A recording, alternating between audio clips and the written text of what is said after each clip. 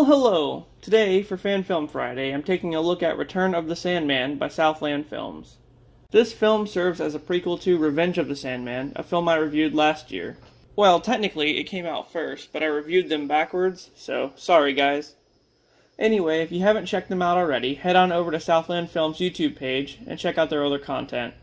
While you're there, don't forget to like and subscribe. Alright, let's get into it. The film opens up with Loomis shooting Michael and him falling off the balcony at the end of the 1978 film. He promptly gets up and walks away. He heads back to the Myers house where he passes out and gets captured by the police. We get opening credits and then we time jump to Smith's Grove in 2003. Michael's getting ready to be transported to another facility and Loomis shows up to make sure he's ready to go. But actually, he's there to kill Michael once and for all. So how does that go? Well, not good. He easily escapes and even gets a new jumpsuit out of the whole deal. And then he goes to a local costume shop and gets a brand new mask without the guy behind the desk even noticing. Back at Smith's Grove, Loomis is explaining that Michael escaped and is probably headed to Haddonfield. Oh, and then we find out this isn't Loomis, it's his brother, apparently. After that, we're introduced to Christy, which is this film's babysitter, I guess. And this is the kid she'll be babysitting later on. Then we meet this chick Lindsay and her boyfriend. They want to go to a party, but she's stuck watching her younger sister. So they pull a Halloween 1, and she plans to pawn the kid off on Christy, because the party's happening literally right across the street. Randomly, Michael shows up at a blind guy's house and stabs him. Why? Well, why not? The little kid is at school talking to some girl who has zero interest in him. He tells her he got a silver shamrock mask and then he's watching the giveaway later on. Well, we know what's going to happen to him.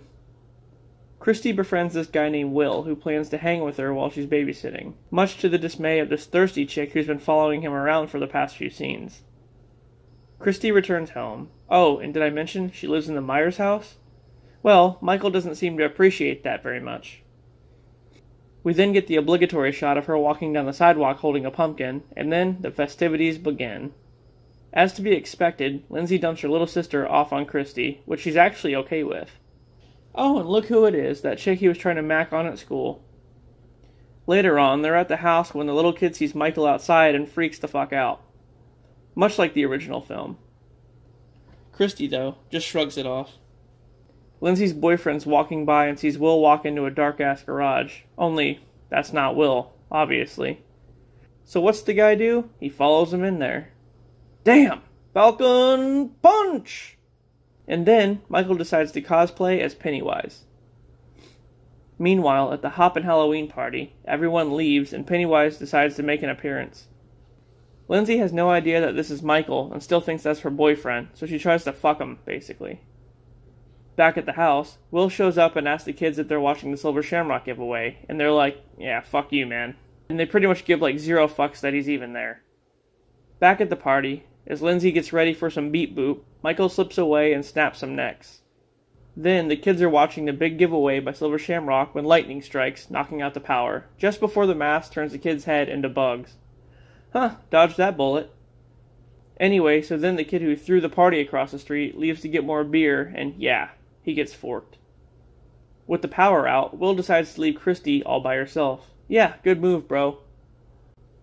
We meet back up with Loomis's brother and the chief, who are driving around aimlessly looking for Michael. Well, guess what? He's not too far away.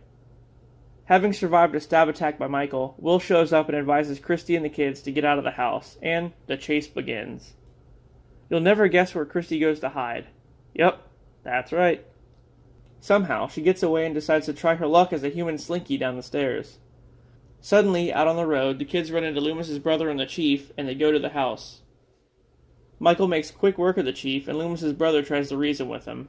And then it ends in a cliffhanger, with them attacking each other. And yeah, the end.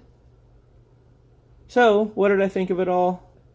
Well, the plot was pretty good. I mean, it seemed like it was heavily inspired by the original film. I like how Loomis's brother was still in there doing the Loomis thing. And yeah, Michael looked pretty good. They had a decent mask.